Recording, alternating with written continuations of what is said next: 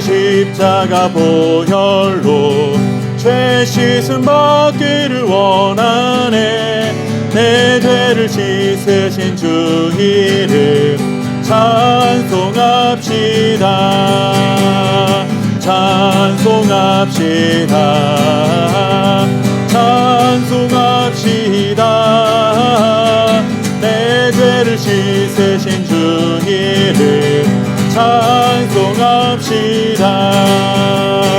죄악을 속하여 주신 주 내 속에 들어와 계시네. 십자가 앞에서 주 이름 찬송합시다. 찬송합시다. 찬송합시다. 내 죄를 씻으신 주 이름 찬송합시다. 주 앞에 흐르는 생명수 날 씻어 정하게 하시네. 내 깊은 정성을 다하여 찬송합시다.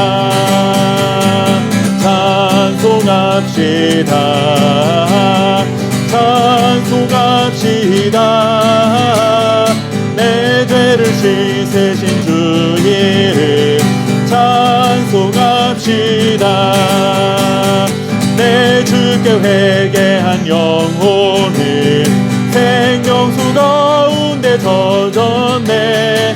흠없고 순전한 주 이름 찬송합시다. 찬송합시다. 찬송합시다.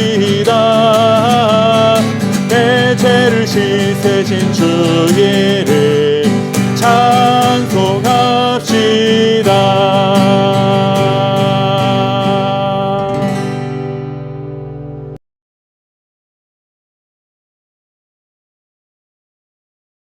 너희 중에 싸움이 어디로부터 다툼이 어디로부터 나느냐?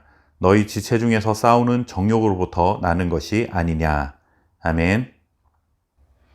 야고보서의 말씀은 다른 성경 말씀들에 비해 우리의 연약함을 정확하게 그리고 직접적으로 지적합니다. 그러다 보니 야고보서를 읽는 내내 마음이 평안해지거나 위로와 격려가 되기보다는 솔직히 상처를 도려내는 듯한 아픔을 느끼게 되는 경우가 더 많습니다. 4장에 들어오면서도 마찬가지입니다. 우리가 살아가면서 혹은 교회 안에서 분쟁과 다툼이 생길 수 있는데 이 분쟁과 다툼의 원인이 무엇인지에 대해서 거침없이 폭로하고 있습니다. 마치 어두운 창고에 비밀스럽게 숨겨두고 싶은 부끄러움을 수천 볼트의 조명으로 비추듯이 들춰내고 있는 것이죠. 사람들은 분쟁하거나 다툼이 생기면 나름대로의 명분을 내세웁니다. 다른 사람들이 분노하거나 싸우면 아주 쉽게 말하죠. 그거 좀 참으면 될 텐데, 아니면 뭐 그런 것까지 예민하게 사사건건 따지면서 저럴까? 이런 말을 합니다. 그런데 정작 자신의 문제가 결부되면 분쟁하고 다투게 됩니다. 그러면서 스스로 이렇게 생각하죠. 내가 분쟁하는 것은 그럴만해서 그렇다고 스스로 정당화하는 것입니다. 그러나 오늘 야고보는 싸우고 분쟁하는 일들은 아무리 그럴듯한 대의 명분을 갖다 붙이고 화려한 신앙적 수식어를 갖다 붙인다 해도 결국 자신의 정욕 때문에 일어난 일이라고 매우 단호하게 잘라 말합니다. 수술용 칼로 깊숙이 찌르는 아픔이 느껴질 수도 있습니다. 그러나 우리의 몸을 죽음으로 몰고 가는 암덩어리가 있다면 아무리 아파도 무서워도 수술을 통해 칼로 잘라내야 합니다. 야고보의 말씀도 마찬가지죠. 분쟁, 다툼, 싸움은 결국 자신의 정욕을 채우고자 벌이는 자기 노름에 불과한 것이라는 사실을 알려주고 있는 것입니다. 싸움과 분쟁이 일어나면 생각이 다르기 때문이라고 말합니다. 때로는 상대방이 틀렸고 내가 맞기 때문에 틀린 것은 바로잡아야 한다고 말합니다. 상대방이 아둔하고 어리석기 때문이고 우리가 지혜롭기 때문이라고 말하기도 합니다. 물론 그 말이 사실일 수도 있겠죠.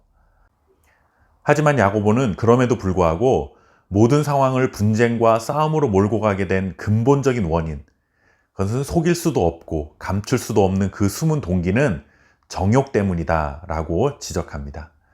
이미 앞선 야고보서 1장 14절 말씀에서 사람은 자기 정욕에 이끌려서 시험에 드는 것이라 말했습니다. 정욕, 욕심 자체는 선한 것도 아니고 악한 것도 아니라 했죠. 그것 자체는 중립적이지만 그것을 제어하지 못하고 욕심이 이끄는 대로 이끌려가면 그것이 유혹이 되고 시험에 든다라고 전했습니다. 여기서도 마찬가지입니다. 정욕은 인간의 본성이기 때문에 그것 자체를 악하다거나 선하다고 할 수는 없습니다. 그런데 오늘 말씀에 정욕이라는 말 속에는 이런 의미가 담겨 있습니다. 머물러 즐기는 모양이라는 뜻입니다. 그러니 싸우는 것이 악한 것인 줄 알면서도 그것을 즐기는 마음이라고 표현할 수 있는 것이죠.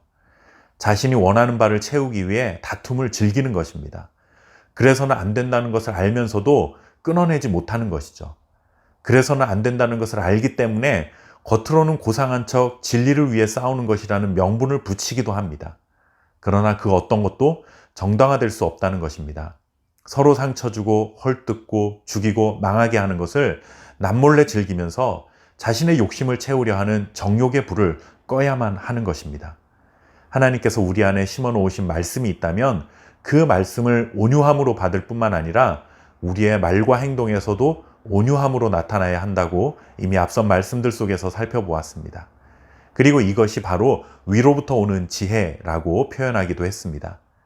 제어되지 못한 우리의 정욕은 우리를 시험에 빠지게 하고 싸움과 다툼으로 몰아갑니다. 하나님께서 주신 온유한 마음과 위로부터 주시는 지혜로 정욕을 잘 제어하셔서 더불어 화평하고 살아갈 수 있는 행복한 삶이 되시기를 바랍니다. 감사합니다.